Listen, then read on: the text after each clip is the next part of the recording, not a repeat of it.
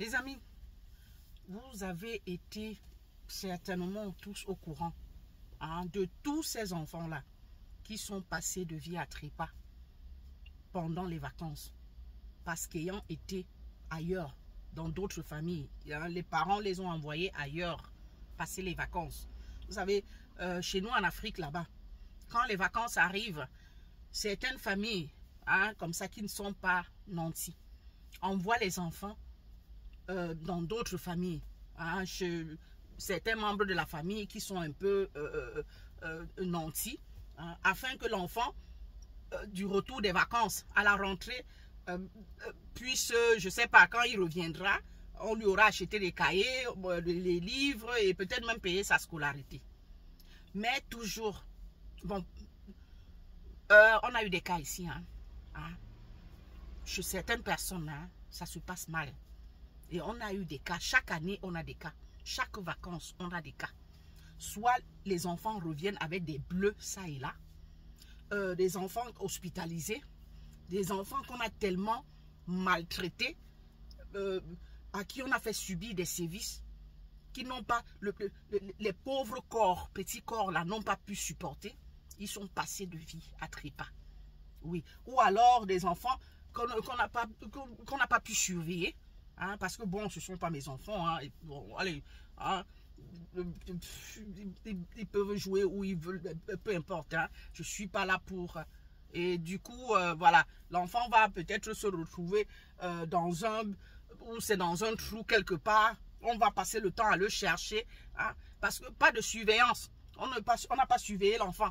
On va le chercher en vain. Et c'est comme ça qu'il va succomber là-dedans. Autant de choses. Chers parents, avant d'envoyer les enfants quelque part, prenez la peine de vous rassurer que cet endroit-là est bien sécurisé pour votre enfant. Et à côté de ça, vous qui recevez les enfants, quand on vient vous demander si vous pouvez accueillir tel enfant pour les vacances, si vous ne pouvez pas, sincèrement, ou ne faites pas les choses contre votre gré, dites non. Parce que ça ne sert à rien et c'est pas bien. Sinon, vous portez ça sur la conscience. De dire oui, c'est malgré vous, et l'enfant vient, vous n'êtes pratiquement pas là, vous n'êtes jamais là pour veiller sur l'enfant. L'enfant est abandonné à lui-même. Et quand le pire arrive, c'est vous qui êtes responsable. C'est vous qui serez responsable. Et vous porterez ça sur votre conscience. D'accord? Donc, chers parents qui envoyaient les enfants en vacances chez les autres, espérant, je ne sais pas, avoir quelques perdiennes, je ne sais pas, qu'on paie la scolarité ou qu'on achète. Arrêtez avec ça. Arrêtez. À moins que vous soyez sûr que cette famille-là, je me répète là, sincèrement, parce que c'est très important, que c'est une bonne famille, que l'enfant est en sécurité là-bas. Si, franchement, vous n'êtes pas sûr, ou alors, ne le faites même plus. C'est mieux. Ne le faites plus. Vous voulez envoyer l'enfant quelque part, envoyez-le au village. Envoyez-le au village chez sa grand-mère, chez ses grands-parents. Au moins là-bas, il reviendra avec la nourriture. Oui, parce que c'est ça le plus important aussi. La nourriture, c'est très important. Parce que affamé là, c'est pas bon. Vous pouvez mourir de famine. Alors que au village là, il reviendra avec la nourriture. Il reviendra avec des valeurs. Parce qu'il aura appris pas mal de choses là-bas. Donc, au risque de perdre votre enfant pendant les vacances, parce que vous l'avez envoyé, je ne sais pas dans quelle grande famille, espérant que l'enfant reviendra avec la scolarité, avec les cahiers, les livres et machin. Mais c'est plutôt le contraire. L'enfant va subir des sévices là-bas, pas possible. Revient avec un certain traumatisme pour ceux-là qui reviennent. Ou alors vous ne le verrez plus jamais. Parce que tellement on aura menacé l'enfant qu'il aura succombé. Autant de choses. Donc, please, que chacun reste avec son enfant chez lui. Si vous voulez envoyer l'enfant, peut-être parce que vous devez travailler, vous devez un peu être, donc, souffler un peu, faire les choses calmement, librement, envoyez l'enfant au village. Il y a une honte à cela. C'est quoi? Qu'il apprenne. Qu'il aille apprendre correctement même sa langue maternelle. C'est aussi, c'est une valeur. Une très grande valeur d'ailleurs. Hein? Qu'il aille cultiver, qu'il aille au champ. Cultiver. Qu'il aille jouer avec ses frères et sœurs du village. Au moins, il reviendra avec les valeurs. Qu'il aille apprendre le respect. Hein?